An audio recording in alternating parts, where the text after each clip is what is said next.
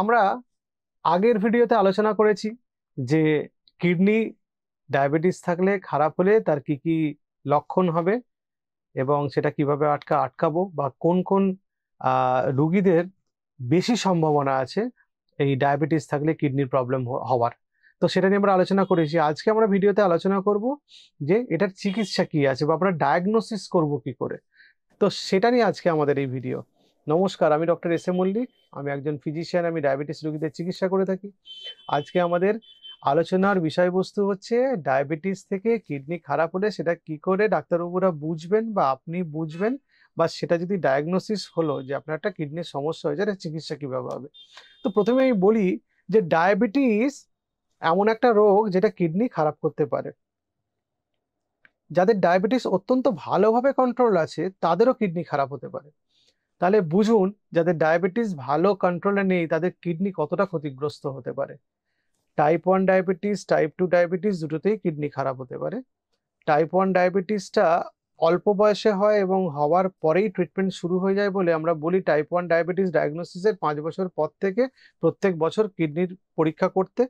কি পরীক্ষা করবেন আমরা আসছি, সেটা নিয়ে আলোচনা করব। এবং টাইপ 2 ডায়াবেটিসে প্রত্যেক বছর কিডনি চেক আপ করতে। আমরা জানি যে ডায়াবেটিস থেকে কিডনি খারাপ হলে আমাদের চোখের রেটিনাও খারাপ হয়।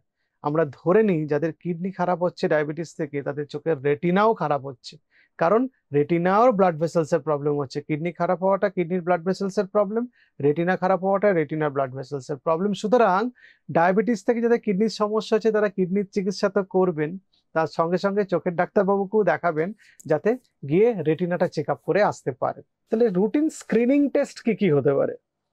একটা হচ্ছে ইউরিনারি অ্যালবুমিন দেখা। অ্যালবুমিন তো একটা আমাদের ব্লাডের প্রোটিন, যেটা কিডনি থেকে ছেঁকে রক্তের মধ্যেই থেকে যায়, বেরোতে পারে না ইউরিনে। তো যখন কিডনি খারাপ হয় তখন অ্যালবুমিন ইউরিনে চলে আসে এবং বেশি পরিমাণে আসে, সেটা একটা পরীক্ষা। 2 নম্বর পরীক্ষা হচ্ছে অ্যালবুমিন ক্রিয়াটিনিন রেশিও, মানে ইউরিনে কতটা ক্রিয়াটিনিন আছে সেই রেসপেক্টে কতটা অ্যালবুমিন আছে সে রেশিওটা যত বাড়তে থাকে তা আমরা বলি কিডনিটা তত বেশি খারাপ হচ্ছে। এটাকে বলে ইউরিন অ্যালবুমিন ক্রিয়াটিনিন রেশিও বা ইউএসিআরও বলে অনেকে। আর একটা গ্লোমেরুলার ফিল্ট্রেশন রেট, মানে কতটা দিয়ে কিডনির মধ্যে দিয়ে কতটা দিয়ে ব্লাড আমাদের পাস করছে, ফিল্ট্রেশন হচ্ছে, মানে কতটা ব্লাড ফিল্টার হচ্ছে কত দ্রুততার সাথে, কত ফাস্ট, সেটা হচ্ছে গ্লোমেরুলার ফিল্ট্রেশন রেট। তো এই তিনটে আমাদের মোটামুটি স্ক্রিনিং মেথড। আর কি মেথড আছে যেটাতে কিডনি খারাপ হচ্ছে কিনা বোঝা যাবে? আলট্রাসোনোগ্রাফি বা এক্সরে, এটা দিয়ে কিডনির স্ট্রাকচার বোঝা যায়। আর সিটি স্ক্যান বা এমআরআই, তাদের কিডনির স্ট্রাকচার ফাংশন দুটোই বোঝা যাবে। তো এটাও আর একটু এক্সটেন্সিভ পরীক্ষা। আর কি উপায় আছে? আর আছে কিডনি বায়োপসি। কোনো জায়গায় অবশ করে লোকাল অ্যানেস্থেসিয়া দিয়ে কিডনির মধ্যে নিডল ঢুকিয়ে সেখান থেকে টিস্যু নিয়ে টেস্ট করে দেখা। মানে কিডনি বায়োপসি মানে ক্যান্সারের বায়োপসি, ওই বায়োপসি এক ব্যাপার নয়, জিনিসটা একই, কিন্তু এই বায়োপসি মানে হচ্ছে শুধু ক্যান্সারের ক্ষেত্রে করা হয় তা না, কিডনির ফাংশন বোঝার জন্য বা কোনো রোগ আমরা ধরতে পারছি না, কারো কিডনি খারাপ হয়েছে কিন্তু তার কিডনি খারাপ হওয়ার কারণ আমরা বুঝতে পারছি না, তখন কিডনি বায়োপসি করে দেখতে হয় কি কারণে খারাপ হয়েছে। অনেক সময় ডায়াগনোসিসও করা যায়। এবার আমরা আসি চিকিৎসাতে। চিকিৎসা কিভাবে করবেন? তো ডায়াবেটিস থেকে যদি কিডনি খারাপ হয়, আপনি যদি কিডনিটারই শুধু চিকিৎসা করেন আর ডায়াবেটিসটা যদি চিকিৎসা না করেন, তাহলে কিডনি কখনো কি ভালো হবে? হবে না। ডায়াবেটিস থেকে কিডনি খারাপ হয়েছে, ডায়াবেটিসটাকে আগে ভালো করে চিকিৎসা করতে হবে। ডায়াবেটিসটাকে ভালো চিকিৎসা করতে গেলে ওষুধ খেতে হবে ভালো করে, ডাক্তারবাবু যে খাবার খেতে বলেছে সেই খাবার খেতে হবে। বাইরের খাবারের দিকে নজর দিলে হবে না, খালি তেল মশলা ঝাল এগুলো খেলে হবে না। রোজ বাড়িতে তেল দিয়ে ভাজা খাবার খাচ্ছেন বেশি করে, বাইরে ফাস্ট ফুড খাচ্ছেন, রঙিন খাবার খাচ্ছেন, কোল্ড ড্রিঙ্ক খাচ্ছেন, সেসব খেলে হবে না। এক্সারসাইজ করতে বলেছে ডাক্তারবাবু, কিন্তু আমি ওই 10 মিনিট কোনো ক্রমে ঘুরপাক খেয়ে চলে আসি, এসে বলি যে হ্যাঁ এক্সারসাইজ করা হয়ে গেলো না। যে এক্সারসাইজের গাইডলাইন ডাক্তারবাবু দিয়ে দিয়েছেন সেটা ফলো করতে হবে। আপনার এক্সারসাইজের গাইডলাইন হলো যে সপ্তাহে 30 মিনিট করে প্রত্যেক দিন হাঁটতে হবে, সপ্তাহে অন্তত 5 দিন, মানে 150 মিনিট প্রত্যেক সপ্তাহে হাঁটতে হবে, প্লাস 15 মিনিট করে প্রত্যেক দিন ফ্রি হ্যান্ড এক্সারসাইজ করতে হবে। এটা হচ্ছে এক্সারসাইজের গাইডলাইন। আপনাকে আপনার ব্লাড প্রেশার কোলেস্ট্রল এগুলো থাকলে সেগুলোকে চিকিৎসা করতে হবে, থাইরয়েড এর মধ্যে পড়ে। আর নেশা থেকে দূরে থাকতে হবে। তো এই ডায়াবেটিসের চিকিৎসাটা আপনাকে করতে হবে, নাহলে কিডনি ভালো হবে না। টাইপ 1 টাইপ 2 ডায়াবেটিসের ক্ষেত্রে একই। টাইপ 1 ডায়াবেটিসের ক্ষেত্রে ইনসুলিন চলে, কিন্তু টাইপ 2 ডায়াবেটিসের ক্ষেত্রে আমার ওষুধও চলতে পারে, ইনসুলিনও চলতে পারে। সুতরাং খুব ইম্পর্টেন্ট হচ্ছে আপনার ডায়াবেটিসের চিকিৎসা করা, প্লাস অ্যাসোসিয়েটেড ইলনেসের চিকিৎসা করা, ব্লাড প্রেশারের চিকিৎসা করা, কোলেস্ট্রলের চিকিৎসা করা, থাইরয়েডের চিকিৎসা করা, ইউরিক অ্যাসিডের চিকিৎসা করা, হার্টের পাম্পিং কম থাকলে হার্টেরও চিকিৎসা করা, এমনভাবে চিকিৎসা করা হার্টের পাম্পিং যাতে বাড়ে, তবে কিডনিতে ব্লাড সাপ্লাই ভালো হবে, তাহলে কিডনি খানিকটা বেটার হবে। সুতরাং একটা ভালো অ্যাপ্রোচে চিকিৎসা করতে হবে। কিডনি খারাপ হয়েছে বলে শুধু কিডনি চিকিৎসা করলে হবে না। মানে কারো বাড়িতে আগুন লেগেছে বলে আগুনটা শুধু বন্ধ করলে হবে না, যে সোর্স থেকে আগুন লেগেছে সেই সোর্সটাকেও তার টেক কেয়ার করতে হবে, যে জায়গা থেকে আগুনটা লাগছে বারবার, তাহলে সেই চিকিৎসাটাও ভালো করে আপনাকে করতে হবে। খুব ইম্পর্টেন্ট, একে অপরের সঙ্গে সম্পর্কযুক্ত, একটাকে আপনি চিকিৎসা করে অন্যটাকে ভালো রাখতে পারবেন না। ওষুধ বিশুধ খুব ইম্পর্টেন্ট এখানে, যে কি ওষুধ খাচ্ছি। যদি ব্লাড প্রেশারের ওষুধ চলে তাহলে অ্যাঞ্জিওটেনসিন কনভার্টিং এনজাইম ইনহিবিটর বা অ্যাঞ্জিওটেনসিন রিসেপ্টর ব্লকার বলে এই দুটো গ্রুপের ওষুধ কিডনি ভালো রাখতে সাহায্য করে, সেই ওষুধ আমাদের সিলেক্ট করতে হবে ব্লাড প্রেশারের জন্য। এবার যারও মনে করুন যে সুগারের জন্য, ডায়াবেটিসের জন্য কি ওষুধ, SGLT2 ইনহিবিটর আছে, GLP-1 অ্যানালগ আছে, এগুলো কিডনির জন্য ভালো, এই ওষুধগুলো সিলেক্ট করতে হবে। এবার কারো অ্যাডভান্স কিডনি ডিজিজ আছে, সেখানে বাইগুয়ানাইড বা মেটফরমিন পারলে অ্যাভয়েড করতে হবে। পেশেন্টকে বোঝাতে হবে ইনসুলিন নিন, ইনসুলিন কিডনির জন্য কম হার্মফুল, গুচ্ছ গুচ্ছ ওষুধ না খেয়ে ইনসুলিন নিন, ইনসুলিন আপনার কিছুটা কিডনিকে প্রোটেক্টেড রাখবে, প্লাস ইনসুলিন আপনার কিডনির নতুন করে ড্যামেজটাও প্রিভেন্ট করবে। সেই জন্য অনেকে কিডনির অসুখ হলে শুরু করলে অনেক ডাক্তারবাবু প্রেফার করেন পেশেন্টকে ইনসুলিনে সুইচ করতে, পেশেন্টরা ভয় পেয়ে যান, নিতে চান না। আমি বলবো যদি অন্য কোনো প্রবলেম না থাকে তাহলে ইনসুলিনটা যখন ডাক্তারবাবু আপনাকে বলছেন তখন শুরু করুন, তাতে আপনার কিডনি ভালো থাকবে। যদি হাই কোলেস্ট্রল থাকে সেটা চিকিৎসা করতে হবে, স্ট্যাটিন জাতীয় ওষুধ আছে সেগুলো খেতে হবে। কিছু কিছু ওষুধ আছে কোলেস্ট্রল লোয়ারিং এজেন্ট, সেগুলো কিডনির একটু অসুবিধা করে, ফিব্রেট বা এইসবগুলো, কিন্তু বেশিরভাগ কোলেস্ট্রল লোয়ারিং এজেন্টগুলো কিডনির জন্য সেফ। আর যদি কিডনি স্কারিং হয়ে যায়, অলরেডি সেখানে ক্ষত হয়ে গেছে, সেটাকে প্রিভেন্ট করার ওষুধ এসে গেছে। ফাইনেরেরন বলে একটা ওষুধ এসছে, কেরান্ডিয়া বলে মার্কেটে এখন পাওয়া যাচ্ছে, সেই ওষুধটা কিডনির অসুখে ব্যবহার করা যেতে পারে, কিন্তু তার অনেক অসুবিধা আছে, পটাশিয়াম বেড়ে যাওয়া। আবার এই ওষুধটা দেখা গেছে যে হার্ট অ্যাটাক, হার্ট ফেলিওর এগুলো থেকেও পেশেন্টকে বাঁচাচ্ছে। সুতরাং অনেক অ্যাডভান্সড ওষুধ এসে গেছে। সো কিডনির অসুখ হলে আগে যে আমরা ওই ইউরিন বেশি হওয়ার ওষুধ দিতাম বা এগুলো, সেই অ্যাপ্রোচ থেকে অনেকটা চেঞ্জ হয়ে গেছে এবং সেগুলো আমরা ওইভাবে দিচ্ছি না। আমরা কিডনির অসুখ হলে আমরা সোর্সটাকে ঠিক করার চেষ্টা করছি, তার সঙ্গে কিডনির চিকিৎসা নিদান দিচ্ছি। কিডনি অসুখ হলে বিভিন্ন প্যারামিটার্স গুলো কম বেশি হয়ে যায়, ক্যালসিয়ামের পরিবর্তন হয়, পটাশিয়াম কম বেশি হয়, এই সবগুলো দেখতে হয়, আমাদের ফসফেট রক্তে বেড়ে যেতে পারে, তো সেইগুলোরও যেমন চিকিৎসা করতে হবে তার সঙ্গে এই পার্টগুলোরও চিকিৎসা করতে হবে। এবার কারো ওষুধে কিডনি কন্ট্রোল হচ্ছে না, বা তার প্রয়োজন হচ্ছে কিছু একটা করে তার কিডনিটাকে একটু সচল রাখার মতো পরিস্থিতি তৈরি করা, অথবা শরীরের মধ্যে বর্জ্য পদার্থগুলোকে বাইরে বার করা, তো তার জন্য আমাদের ডায়ালিসিস বলছি, হিমোডায়ালিসিস বা পেরিটোনিয়াল ডায়ালিসিস। এবার ডায়ালিসিস করতে করতে কেউ বোর হয়ে যাচ্ছেন, কিন্তু ডায়ালিসিসের সলিউশনে চলতেই থাকবে। সুযোগ থাকলে, আর্থিক সঙ্গতি থাকলে কিডনি বদলে ফেলা বা রেনাল ট্রান্সপ্লান্টেশনের কথা আমরা বলছি। আমরা ওই রিজেনারেটিভ মেডিসিনের কথা বলছি, স্টেম সেল ট্রান্সপ্লান্টেশন, প্যানক্রিয়াসে আইলেস অফ র্যাঙ্গারহান্স ওই বিটা সেলসগুলোকে প্রোগ্রাম করে স্টেম সেল ট্রান্সপ্লান্ট করলে অনেক সময় উপকার পাওয়া যাচ্ছে। ডায়াবেটিসটা বেটার কন্ট্রোল হচ্ছে, সেখান থেকে কিডনিটা আর একটু বেটার হচ্ছে। খারাপ আছে কিন্তু একটু বেটার হচ্ছে। অথবা কেউ কোনোটাই চায় না, ডাক্তার আমি ডায়ালিসিসও করবো না, কিডনিও বদলাবো না, মরলে মরবো, কিন্তু বাড়ির লোক নিয়ে এসে বলছে ডাক্তারবাবু কিছু একটা করে বাঁচিয়ে রাখুন, তখন সিমটোম্যাটিক ট্রিটমেন্ট দিতে হবে। কিন্তু যখন ডায়ালিসিসের প্রয়োজন বা ট্রান্সপ্লান্টেশনের প্রয়োজন, তখন শুধু সিমটোম্যাটিক ট্রিটমেন্ট করে পেশেন্টকে 6 মাসের বেশি বাঁচিয়ে রাখা সম্ভব না। ম্যাক্সিমাম 6 মাস পেশেন্ট বাঁচবেন। প্রয়োজন হলে ডায়ালিসিস করতে হবে। ডায়ালিসিস যারা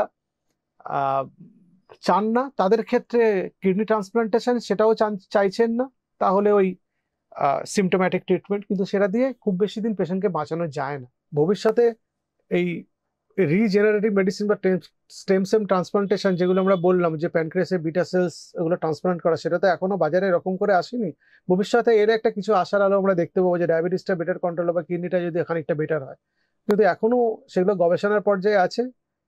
আশা করছি সেগুলো আসুক, সেগুলো আসলে একটা চিকিৎসার দিশা পাওয়া যাবে, অনেক পেশেন্ট বাঁচবেন, অনেক পেশেন্টের খরচও কমতে পারে, কিন্তু সেটা এখনো বাজারে আসেনি বা সেটা নিয়ে এখনো কাজ হচ্ছে না, এটা গবেষণার পর্যায়ে আছে।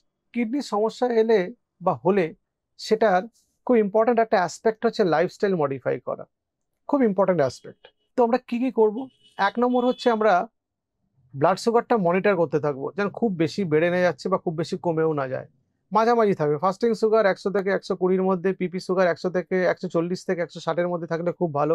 আপনার টার্গেট HbA1c 6.5 থেকে 7 এর মধ্যে থাকলে ভালো। মোটামুটি আমাদের এই ব্লাড প্যারামিটারস গুলো মনিটর করতে হবে। 2 নম্বর হচ্ছে আপনার অ্যাক্টিভিটি বাড়িয়ে দিতে হবে। উইকের মধ্যে অন্তত 5-6 দিন আপনাকে অ্যাক্টিভ থাকতে হবে। এক্সারসাইজ করা, ফ্রি হ্যান্ড এক্সারসাইজ করা, ওয়াকিং করা, এই যে গাইডলাইন গুলো আমরা দিয়ে থাকি সেগুলো আপনাকে মেনটেন করতে হবে। কারণ যদি বসে বসে কাজ হয়, কিছুক্ষণ পর পর উঠে একটু হেঁটে বেরিয়ে নিতে হবে, যাতে আপনার বডির মোবিলিটি হয়।